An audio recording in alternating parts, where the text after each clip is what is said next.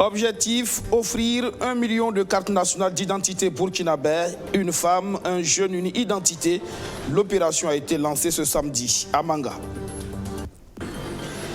SOS Fonds minier de développement local, les sociétés minières traînent toujours le pas pour l'alimentation de ce fonds qui devrait booster le développement local.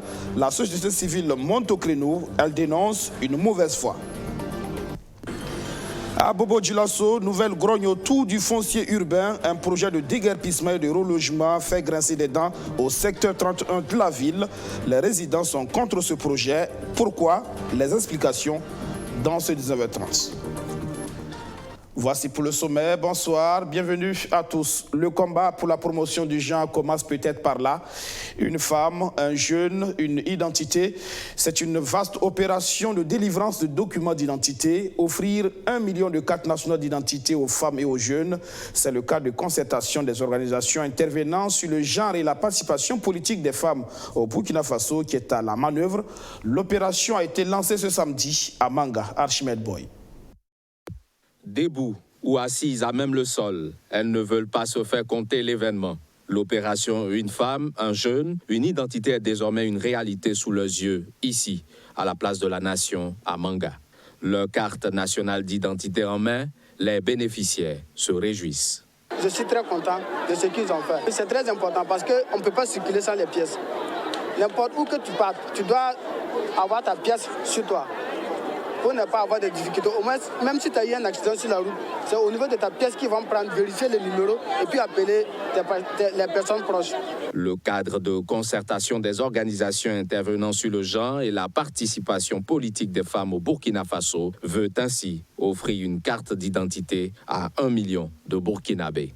Et l'accent est mis sur les personnes financièrement démunies. Il est souhaitable que ce ne soient pas les personnes qui disposent d'un revenu qui bénéficient de cela. Donc il y a évidemment des critères que nous allons mieux affiner pour permettre que ce soit les personnes qui n'ont aucun revenu, qui sont dans une situation vraiment précaire, qui puissent bénéficier de cette opportunité. S'il est vrai que 2020 est une année électorale au Burkina Faso, cette opération veut aller au-delà des visées électoralistes. C'est vrai que la période prête à confusion, mais c'est dire qu'à tout moment, on a besoin d'une identité. Aujourd'hui, par ces temps d'insécurité, chaque Burkinabé doit pouvoir s'identifier. On doit savoir qui tu es, comment tu t'appelles, d'où tu viens, tu es né quand, et c'est là important. 19 localités bénéficieront de cette campagne. Elles sont sélectionnées en fonction du faible taux de possession de la carte nationale d'identité par les femmes et les jeunes selon les statistiques de l'Office national de l'identification. Nouvelle crise du foncier à Bobo-Dioulasso, une affaire d'autorisation spéciale de lotissement en vue du relogement de population à Déguerpir au secteur 31 dans l'arrondissement 3 de la ville. Mais problème, les populations à Déguerpir ne veulent pas quitter leur site qui doit servir à la construction d'une zone industrielle. Plus d'explications avec Soto Justin Dabiré. L'adoption du projet de délibération portant autorisation spéciale de lotissement d'une superficie de 216 hectares répartie entre les secteurs 13 et 31 de Bobo par le conseil municipal de l'arrondissement 3 en vue du relogement des résidents du secteur 31 n'est pas du goût des habitants de ce secteur. Le premier agent au maire de l'arrondissement 3, seul à voter contre le projet et conseiller du secteur 31, dénonce, comme les habitants de son secteur, le manque de communication autour du projet de relogement des résidents du secteur 31. Puisqu'on n'a qu'à continuer à rencontrer, à communiquer avec ces gens-là, parce que c'est très important. C'est très important. Peut-être qu'ils n'ont pas compris. Et nous qui sommes face à ces gens-là, si on ne communique pas clairement, franchement, on peut nous livrer à cette population. On peut nous livrer à cette population. Et quand je suis arrivé, j'ai dit par rapport à la délibération, qu'on essaie de voir encore, prendre un peu de temps encore. Quand ils ont dit que non, que ça urge, c'est la fin de l'année, il faut faire avec. Bon, il n'y a pas eu de communication en tant que telle. Et pourtant, le message est passé selon le maire Vincent Milogo. Le message est vraiment passé. J'ai dit le vendredi ici, là, c'était plein. Le message est vraiment passé. Quand le procédure est dit que ça a pris subitement, j'ai dit non. Le jour qu'on a rencontré le ministre, le 4 juillet, J'ai chargé le premier adjoint de les informer. Je les ai dit tous devant lui-même. On lui a donné la parole, il dit non, qu'il n'a même pas plus de mots à dire. Le maire de la commune de Bobo-Dioulasso, qui a pris part à la session de délibération, salue le courage du maire de l'arrondissement numéro 3. Si nous cherchons aujourd'hui une place pour éventuellement les loger là-bas, ils disent qu'ils ne sont pas d'accord. C'est ça, je dis que c'est extraordinaire. Parce que la zone qu'ils ont vue, la zone Sonature, ce n'est pas nous notre zone. Le jour que la Sonature refusera carrément de dire qu'on soit là-bas, et on va en justice et que la justice dit que c'est la zone Sonature, nous on fait quoi? C'est pas sur nos têtes, nos crânes qu'on va créer des maisons ou des parcelles pour ces personnes. Bon, nous, on ne compte pas faire grand-chose. Nous, c'est que nous voulons que les premiers responsables nous voir l'affaire au sérieux. On est fatigué, on est dans la localité là, il y a longtemps.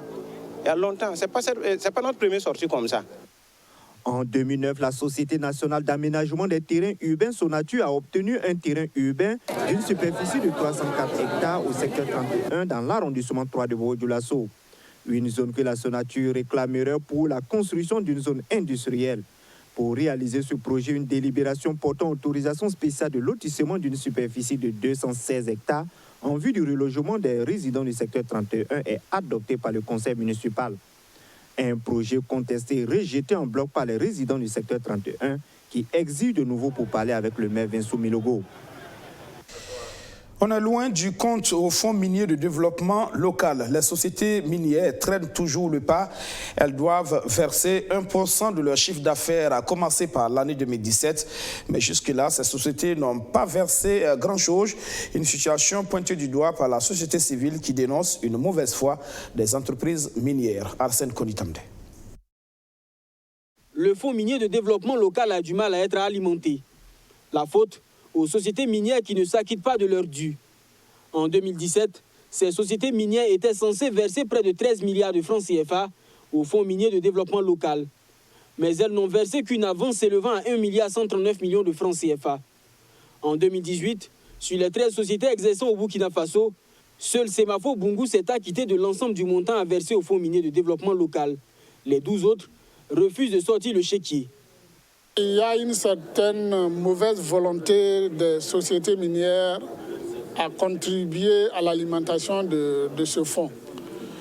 Le code minier, c'est une loi. Même quand on n'est pas tout à fait d'accord avec les dispositions d'une loi, on la respecte tout en continuant à plaider. Les sociétés minières se foutent du Burkina, elles ne respectent pas le code minier et ça, c'est écœurant. Je pense qu'il faut le dire avec force. Les sociétés minières veulent déduire l'ensemble des réalisations effectuées dans le cadre de leur responsabilité sociétale du montant qu'elles doivent verser au fonds minier. Mais pour les organisations de la société civile, il n'en est pas question. Ajouter d'autres, j'allais dire, provocations des sociétés minières qui consistent à dire, par exemple, que les dons en termes de réalisation faits sur le terrain au profit des populations dans le cadre de la RSE, elles demandent à ce qu'on les rembourse tout cela. Vraiment, c'est un pays où je ne comprends pas ce type de comportement. Selon le mode d'alimentation du Fonds minier de développement local, l'État burkinabé doit reverser 20% des royalties perçues auprès des sociétés minières. Un engagement que l'exécutif s'attelle à mettre en œuvre et dans les délais. Quand nous avons fait le point cette année, on a constaté que, en tout cas, l'État de son côté fait un grand effort de respecter cette loi en matière de sa contribution. Il y a 11 milliards et quelques que nous avons déjà répartis au profit des 351 communes et des 13 régions du Burkina. Et sur les 11 milliards et quelques, l'État burkinabé y a contribué à hauteur de 10 milliards. Les sociétés minières Bissa Gold et Somi Nord Gold sont les dernières de la classe. En 2017 comme en 2018, elles n'ont versé aucun centime au Fonds minier de développement local. La transparence budgétaire, un défi au CIFWeb, le Centre d'information, de formation et d'études sur le budget. Il travaille à rendre disponibles et accessibles les informations sur le budget de l'État. Des journalistes ont été outillés hier dans ce sens. Arsène Konitamde. Alors, donc, le CIFWeb, le Centre d'information, de formation et d'études sur le budget, met à la disposition du grand public un outil de mesure de la transparence budgétaire. L'idée de la conception de cet outil est née suite aux insuffisances que présentent les outils existants à l'international. L'outil de transparence du Sifweb prend en compte plusieurs aspects comme le niveau de compréhension, la participation citoyenne et le contrôle. Au niveau des outils internationaux, l'accent est mis sur la disponibilité de l'information budgétaire qui doit être mise à la disposition du citoyen. Mais Sifweb estime que la disponibilité de l'information budgétaire ne suffit pas. Il faut qu'il y ait une qualité de cette information. Il faut que l'information soit accessible pour le citoyen. Ça veut dire qu'il faut que l'information soit compréhensible, qu'elle soit formulée en un langage accessible, digeste et simple pour que le citoyen puisse le comprendre et éventuellement pouvoir se prononcer sur la gouvernance des ressources financières. À l'épreuve de cet outil entièrement conçu par le Sifweb, le budget de l'État exercice 2018 récolte la note pondérée de 48 sur 100, insuffisant selon le premier responsable du centre, qui invite l'exécutif à opérer des réformes pour prendre en compte certains aspects et s'engager davantage sur le chemin de la transparence budgétaire. Nous avons affecté des poids, ça veut dire des scores en fonction de ces paramètres, en fonction de leur importance. Et c'est l'application de cet indicateur-là maintenant avec des scores pour chaque paramètre qui donne la note agrégée de 48%. Voilà. Ce qui est quand même insuffisant, ça veut dire qu'en matière de transparence pour le budget 2018, l'exercice du budget 2018, le Burkina est en deçà de la moyenne. Cet atelier a été organisé avec l'appui du projet Gouvernance économique et participation citoyenne. En plus des hommes de médias, des organisations de la société civile ont pris part à cet atelier d'échange. Autre domaine expliqué à des journalistes hier, c'est la commande publique. Il s'agit précisément d'une présentation des résultats de l'évaluation de la performance des acteurs du système de la commande publique de 2018. Edwige Sanouf, Arsène Konditamde. C'est face aux hommes de médias et des organisations de la société civile que les responsables de l'autorité de régulation de la commande publique ARCOP ont présenté les résultats de l'évaluation de performance des acteurs du système de la commande publique au titre de l'année 2018. Ce présent atelier vise non seulement à toucher un maximum de personnes, mais aussi à recueillir les avis des participants dans l'optique d'améliorer les conditions d'évaluation. D'abord pour permettre à ces acteurs non professionnels de s'approprier ce mécanisme d'évaluation qui est périodique et surtout d'être des relais de diffusion des résultats de l'évaluation. Ensuite, il s'agit pour nous, à travers cet atelier, de présenter les résultats aux participants et de requérir leurs avis, leurs contributions aux fins d'amélioration des prochaines évaluations. Initiée depuis 2015, cette évaluation permet de faire le point année après année sur les avancées en termes de commande publique et aussi de détecter les limites, et ce, dans le but d'aboutir à l'amélioration de la performance des acteurs du système. L'évaluation nous permet de noter les faiblesses des acteurs sur certains aspects, notamment le respect des délais. Vous savez, des délais sont bien définis afin d'accélérer le processus d'acquisition. Mais pour diverses raisons, ces délais ne sont pas respectés parce que l'évaluation révèle des délais beaucoup plus longs que ceux qui sont prévus par les textes. Et donc, pour nous, quand on se place dans, les résultats des évaluations précédentes, il y a certes encore beaucoup d'efforts qui restent à fournir, mais il y a des améliorations. Il y a des améliorations. Outre cette évaluation, des actions sont menées pour renforcer les capacités des acteurs afin de garantir la performance dans la commande publique. Dans le secteur de l'élevage, la crise sécuritaire fait courir de gros risques aux activités dans la région de l'Est et du Sahel. Mais le département des ressources animales et halieutiques développe des actions de résilience, ce qui a contribué à faire du bilan de ce département un bilan satisfaisant dans l'ensemble. Arsène Konditamde. Entre 2016 et 2019, de nombreuses actions ont été menées par le ministère des Ressources animales et halieutiques. L'un des plus grands défis était d'agir avec l'ensemble des acteurs du monde rural pour enrayer les conflits éleveurs-agriculteurs. Le ministère s'est attelé à élargir les espaces pastoraux pour le cheptel et à diffuser les textes réglementaires relatifs à la gestion des parcours. À ces initiatives viennent se greffer d'autres activités qui apportent satisfaction. Vos pisciculture, puisque vous êtes là, de pouvoir être sûr que nous allons dépasser l'objectif qui a été fixé, qui est de 30 000 tonnes en 2020.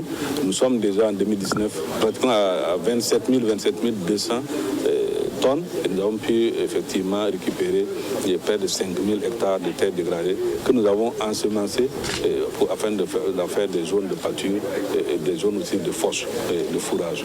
Nous avons également distribué plus de 900 000 kg de semences fourragères à des producteurs qui aujourd'hui produisent beaucoup de fourrage de toutes les espèces, que ce soit. Le sous-secteur de l'élevage occupe près de 86% des ménages ruraux. Il contribue pour au moins 26% à la formation de la richesse nationale et vaut 18% du produit intérieur brut. Mais l'insécurité au nord et à l'est du pays inhibe les actions entreprises dans la zone. C'est l'Est, c'est le Sahel, où nous produisons beaucoup et qu'aujourd'hui nous n'arrivons plus à contrôler et que nous arrivons même à perdre du fait de vols, de razzias qui interviennent. Et même, comme je le disais tantôt, nous n'accédons plus pour assurer la vaccination utile pour que ces animaux-là puissent être préservés des maladies réémergentes, telles que la maladie de Newcastle, telle que la peste des petits ruminants et aussi la péripulmonie contagieuse bovine. Le ministère des Ressources animales et halieutiques a en vue la création de cet abattoir frigorifique. L'abattoir de Kaya a déjà été réceptionné, la construction de celui de Pouitenga devrait bientôt débuter et la recherche de financement est en cours pour ceux de Ouagadougou et Bobo-Dioulasso. Du matériel d'assainissement pour la commune de Zitenga, c'est le GERDES, le groupe d'études et de recherche pour la démocratie et le développement économique et social, qui poursuit ainsi sa dynamique de développement local. Majid Bakouan. Réputé pour ses actions citoyennes, GERDES Burkina s'est engagé à soutenir la commune de Zitenga dans l'Oubritanga pour son développement. C'est ainsi grâce au soutien de son partenaire, la coopération suisse, un certain nombre de projets y ont été implémentés. Dans cette dynamique, une action commune a été instaurée pour mieux harmoniser les actions. Et nous sommes là aujourd'hui pour l'action commune. Et ça consiste à quoi? C'est amener les citoyens à comprendre que le développement de la commune se trouve dans leurs mains et que personne d'autre ne viendra développer la commune en dehors des citoyens de cette commune. En fait, l'objet de la rencontre, c'est développer la citoyenneté responsable au niveau de la commune de Zitenga pour impulser bien sûr le développement de cette commune. Donc vous voyez ce matin, tous les acteurs sont mobilisés, les femmes, les hommes, les jeunes, le conseil municipal, pour qu'ensemble nous puissions nous donner la main et pouvoir aller de l'avant pour bâtir donc cette commune. Pour joindre l'acte à la parole, une dizaine de poubelles a été remise aux autorités locales. Des poubelles qui vont contribuer à l'amélioration de l'hygiène et de l'assainissement de la commune. Ces poubelles vraiment vont nous servir à collecter les saletés qui depuis divagaient dans notre nature et polluer bien surtout l'air, la situation géographique. Vraiment, nous allons collecter les déchets dedans. En plus de ces actions citoyennes, le nettoyage de certains lieux stratégiques dont le CSPS. Une activité qui a mobilisé les fils et filles de la localité. GERDES Burkina, faut-il le rappeler, œuvre pour la promotion des droits humains à travers le monde. Une quinzaine de jeunes porteurs de projets formés dans le domaine du tourisme à Bobo-Dioulasso, une formation qui s'inscrit dans le cadre de la semaine du développement de l'entrepreneuriat touristique. Cynthia Tassambedo, Jacob Zongo, Soto Justin Dabiré. Ils étaient au total 15 start-up venus de Ouagadougou et Bobo-Dioulasso à prendre part à cette formation. Durant 5 jours, ces jeunes porteurs de projets touristiques ont bénéficié d'un appui en technique entrepreneuriale afin de conceptualiser et réaliser leurs projets. De façon fondamentale, on a outillé les jeunes d'abord sur leur personnalité, sur les valeurs qu'il faut avoir pour s'engager dans l'aventure entrepreneuriale. Parce que c'est fondamental. Les valeurs d'abord, la conviction, la foi en ce qu'on veut faire, l'éthique. Donc, en deuxième position, on est allé sur des outils pratiques pour développer l'idée même du projet. Donc, on a travaillé beaucoup sur ce qu'on a appelé fondamentalement le business model canvas, qui est un outil à 9 blocs qui permet à un porteur de projet de présenter sur une seule page son projet. Une initiative saluée par le conseil technique du gouverneur des Hauts-Bassins. Aboubakar Sanou n'a pas manqué également d'encourager ces jeunes porteurs de projets. C'est une initiative très louable. Il convient vraiment de saluer à sa juste valeur. En fait, comme nous l'avons si bien dit, ça permettra de résorber certainement un tant soit peu le chômage des jeunes que nous vivons actuellement. Au sorti de cette semaine, ils avaient des idées au début, mais aujourd'hui c'est plus que des idées. Ils ont précisé, ils ont pu peaufiner ces idées de projet et ils peuvent effectivement passer à la prochaine étape qui est peut-être la recherche de financement pour la concrétisation de leur projet. Les participants à cette formation remercient les initiateurs tout en les exhortant à aller au-delà du cadre de la semaine du développement de l'entrepreneuriat touristique. Je salue d'abord l'initiative, puisque vraiment on était dans le besoin. La formation nous a apporté beaucoup de choses, puisque l'idée était dans la tête. Mais quand on a une idée dans la tête, pour la mettre sur quelque chose de concret, c'est difficile. Il faut un accompagnement sûr. Et nous avons eu vraiment l'opportunité d'avoir cet accompagnement-là. Au sortir de cette semaine-là, on peut réellement dire nous avons un projet qui est déjà posé. L'accompagnement continue toujours. Mais déjà, ce que nous avons appris, ça nous amène à avoir confiance en nous-mêmes.